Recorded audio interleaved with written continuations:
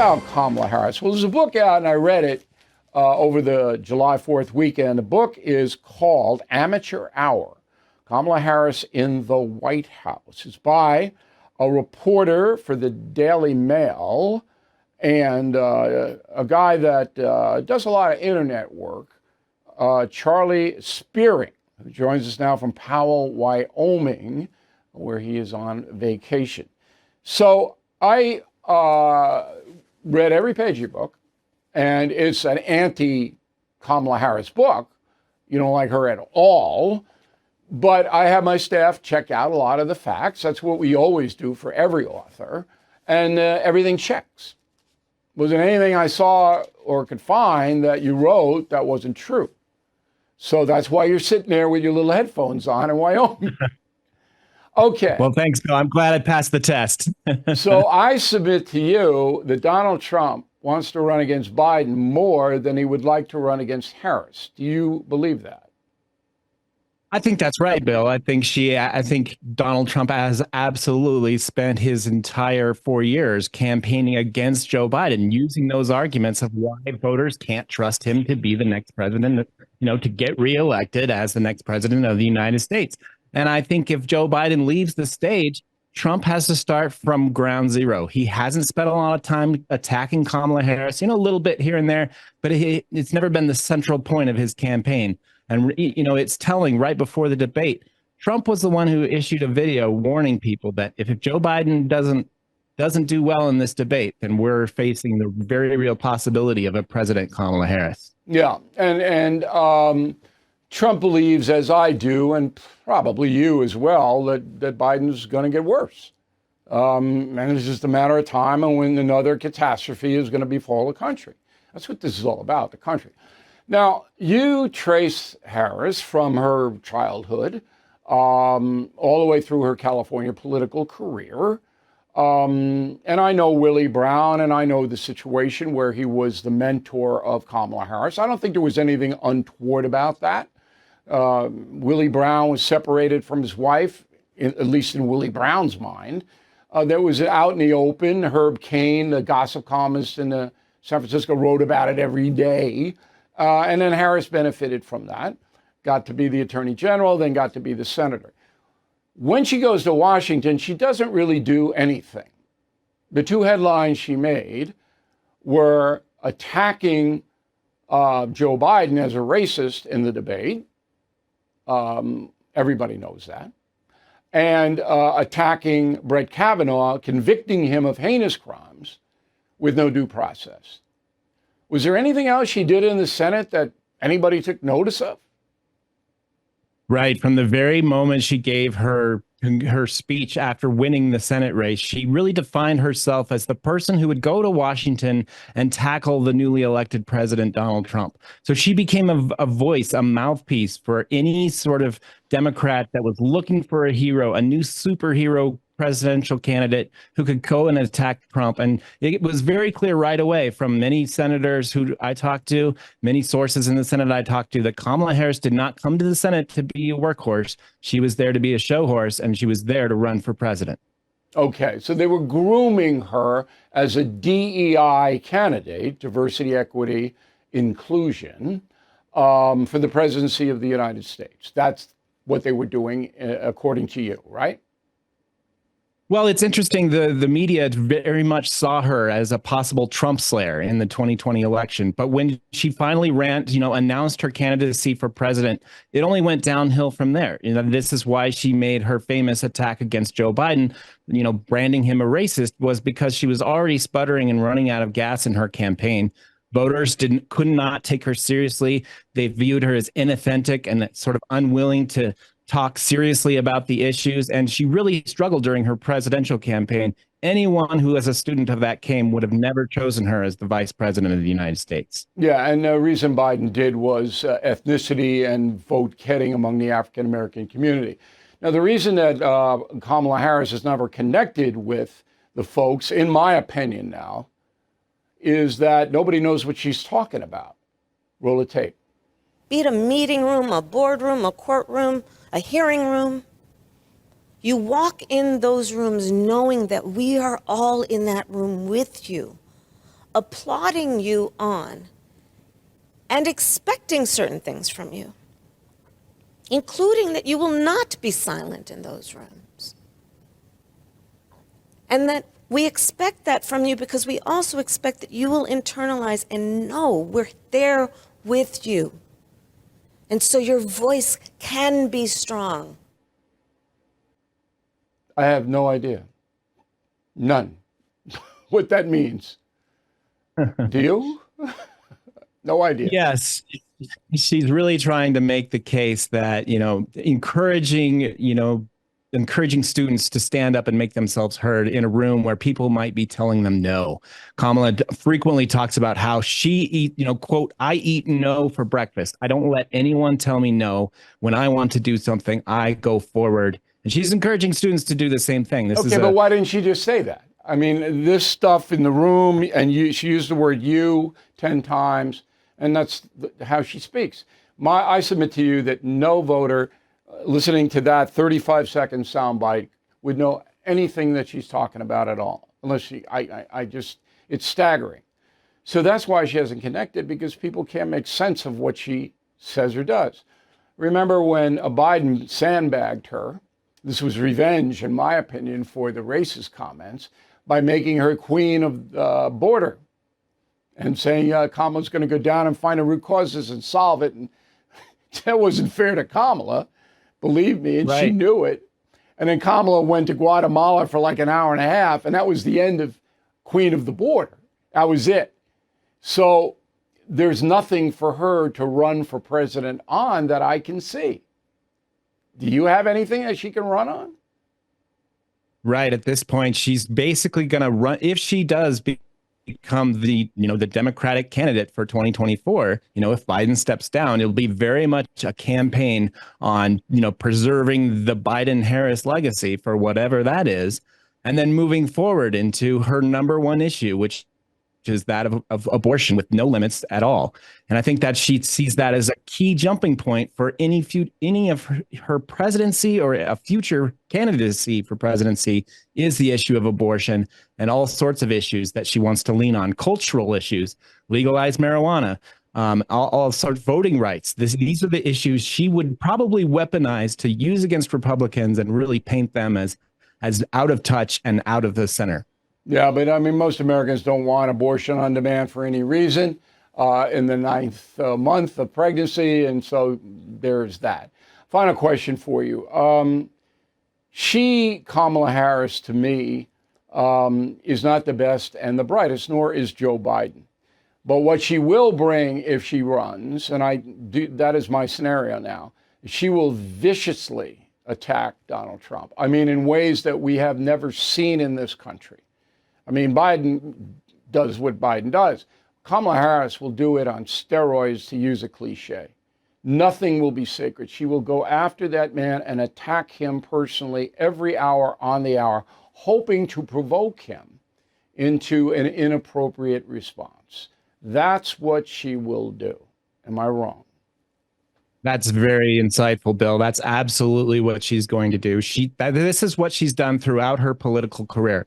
Not only has she thrown people who helped her in politics under the bus for her own political advantage, she relishes the idea of a campaign fight, a bare knuckles match. She frequently describes California politics as, bare knuckle boxing, a no hold bars. So this is absolutely what she'll turn the 2024 campaign into, a really vicious personal race against Donald Trump, really trying to paint him as out of touch and old. And a criminal and a philanderer and whatever else, a Nazi, a Hitlerite, on and on and on. It'll be the dirtiest campaign in American history by far. Biden does it, but she'll never do it like Kamala Harris. And when you punch back, then you're going to be a racist and misogynist, that she'll use that. All right, Charles, the book is Amateur Hour, and I think it's the best book on Kamala Harris. Again, you're coming at it from she's not very, tenable to traditional Americans. But the facts are the facts, and they're there. Have a nice vacation out there in Wyoming. Lovely state. Love to go there. And thanks for helping us out. Have you ever been buried in debt, piles of overdue bills, threatening phone calls, and it just won't stop? Done with Debt is your way out. They have developed aggressive new strategies to end your debt permanently. Done with Debt tirelessly negotiates with your creditors to lower or even forgive what you owe. And they do it all without bankruptcy or new loans. Done with Debt has unique strategies to get you out of debt faster. But you need to hurry because some debt solutions are time sensitive. Visit donewithdebt.com and talk with one of their debt relief strategists for free. You have nothing to lose except your debt. Go to donewithdebt.com, donewithdebt.com. Okay, polling. So there was a Bloomberg Morning Consult poll. I don't trust that operation, so I'm not going to report it. You can look it up, though, if you want. It was favorable to Biden, primarily, but I just don't trust them. Remember, I've been doing this a long time, and I follow the polls. And I know which polls are accurate historically and which are not. So I make that editorial choice in presenting information to you. There's a USA Today poll out. I don't have a problem with USA Today polling. I think the newspaper is ridiculous, but the polling seems to be pretty good. Democrat 33, Republican 34, Independent 30. That's a fair sample. 1,000 registered voters. First question. The election were held today. What would you vote for? Trump 41, Biden 38, RFK 8, undecided 9. That's closer than it should be, in my opinion, but what do I know? I'm not a pollster. Job performance. 51% of the respondents approve of Donald Trump's job performance when he was president. That's up big. 41% of respondents approve of Joe Biden's current job performance, a 10-point gap. So why isn't there a 10-point gap in who you would vote for? It's Trump's personality. What it is. Okay. So as soon as I saw the polling after the debates, I wanted to bring in our go-to polling guy, John McLaughlin, who does work for Donald Trump. So he's not an objective guy, but he gets numbers that are interesting.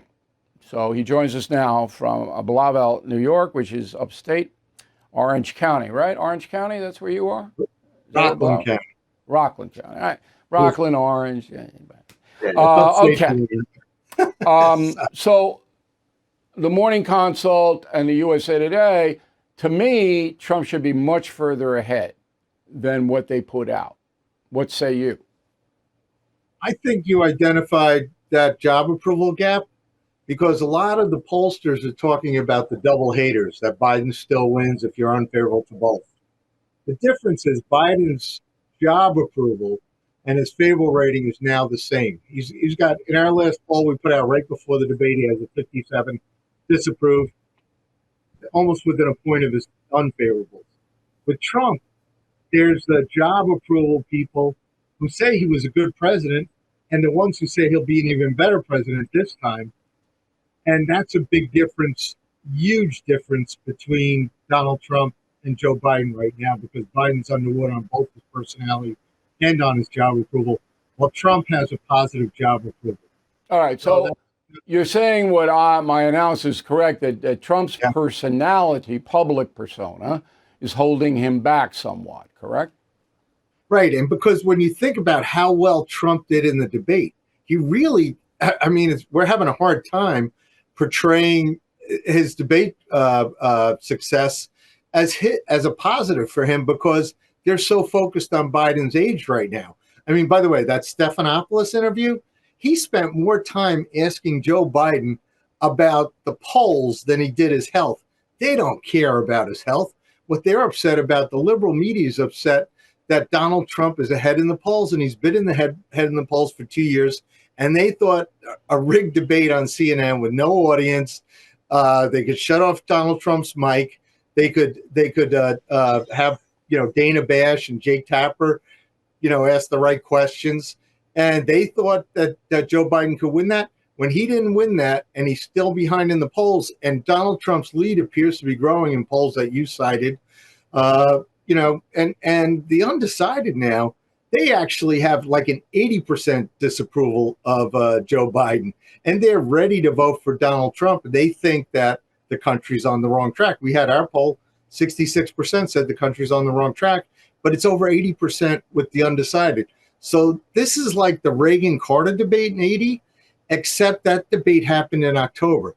This one happened in June. And changing the candidate won't change things. The country's on the wrong track. It's like changing the captain of the Titanic after it hit an iceberg.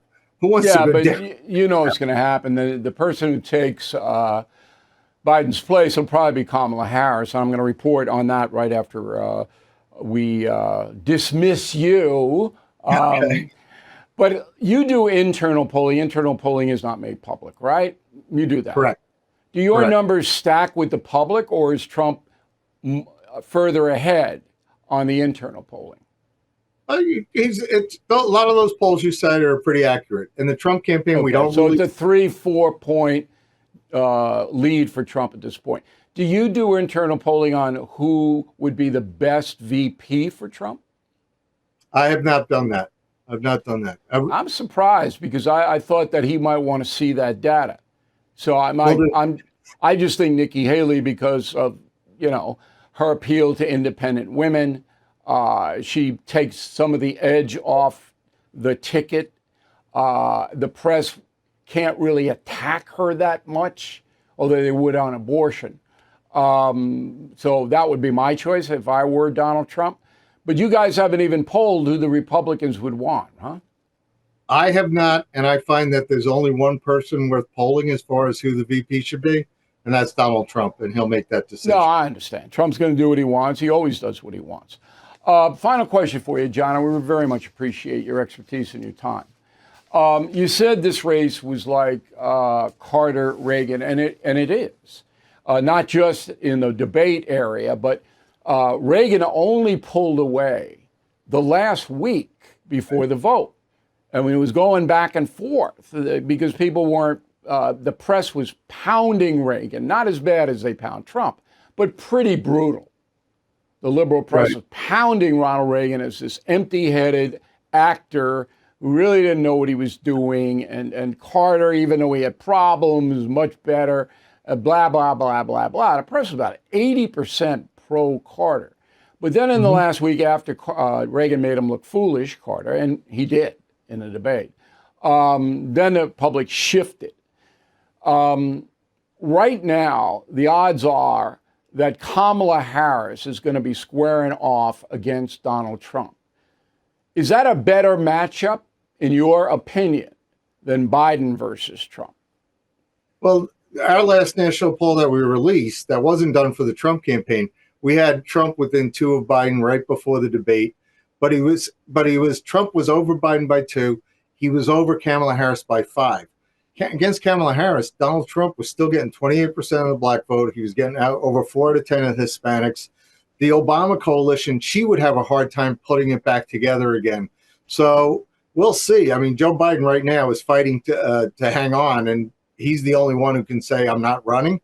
But with Kamala Harris, Donald Trump does really well because Donald Trump's policies, when people talk about a good economy with low inflation, securing the border, protecting Social Security and Medicare, keeping the economy growing. Look, there's no change in policy. But Kamala Harris's policies are Biden's policies. It's just that Kamala Harris has come across consistently in 3.5 years as knowing nothing. And I'm going to prove that right now. John McLaughlin, thank you very much for helping us out. I hope we can talk again soon. Thank you. By now, you have heard me talk about Delta Rescue. They are a fantastic organization that helps rescue animals from the wilderness. You know, I'm a dog lover, so is Leo Grillo, the founder of Delta Rescue. It is his life's mission to provide everlasting care for these once abandoned animals. I myself have donated to Delta Rescue. Do you believe it is part of man's duty to care for dogs and horses, the animals that so much of our history is tied to? If so, please consider making a donation or consult your advisor about leaving a gift in your will or trust. There can be some tax advantages, and it's a great way to help Delta Rescue accomplish their mission. So please visit deltarescue.org to learn more. That's deltarescue.org. In today's economic climate, many face the challenge of managing monthly expenses, and high credit card interest rates can keep you trapped in a cycle of debt.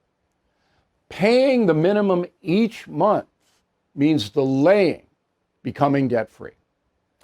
Reach out to American Financing, a trusted partner in achieving financial freedom. If you are a homeowner, they can tap into your home's equity to help eliminate your high-interest credit card debt. On average, their customers save $854 a month. That's equivalent to a $10,000 raise at work. You could close your loan in 10 days. And by acting today, you might not have to pay your next mortgage payment. It costs nothing to see how much you can save. So regain control of your finances. Call 888-462-9557. 888-462-9557 or visit americanfinancing.net/bill. Smart Life. Okay, so I get letters every day. We love the No Spin News and you, O'Reilly, and on and on and on. I get hate mail too, but most of it's good, positive mail. But who else can we trust? And it's a tough one. There's not many media vehicles anymore that are honest. Wall Street Journal editorial page is honest. I get it every day. Rest of the newspaper is in and it's out. It's tilts left. There is a operation called Smart News, and it's run out of Tokyo, Japan, if you can believe it. Smart News. You can find it in your app store. I don't even know what an app store is. My staff does this for me. Sets up every news calibration you can find on the planet, so I have access to everybody. Well, this Smart News is pretty good. And I go every day and I look probably twice a day, once in the morning, once at night. And they list stories down. And you don't have to read them all. You can read what you want. But if you decide to take the Smart Life tip and check this out in the App Store, then the Smart News situation comes down to your awareness. So if you see Daily Beast, it's not going to be true. If you see Slate, it's not going to be true. MSNBC, it's not going to be true. And there are corresponding sites on the right that are extreme sites. Okay? So you got to know who's doing what, and that takes some education. But you can always go in and just see what they have, and evaluate it. But you got to be smart in the Smart Life to make the most out of Smart News. Okay, Justice Sonia Sotomayor, like the other 8 Supreme Court justices, has security. U.S. Marshals guard them. And on July 5th, Friday, U.S. Marshals are sitting in a car in D.C., and an armed carjacker came up, and the marshal shot the guy 4 times. He's still alive. He tried to carjack the marshal's car. And it was an unmarked car. Okay, so D.C. has an epidemic, 260 carjackings this year so far. Last year, there were 959 carjacking incidents in the District of Columbia. Why? They'll prosecute them, even if you got a gun. It's crazy. Anarchy. It's hot. Global warming, yeah. It's hot, getting hotter on this planet. This week, here are the hottest places. Baltimore, 113 degrees. Phoenix, always hot.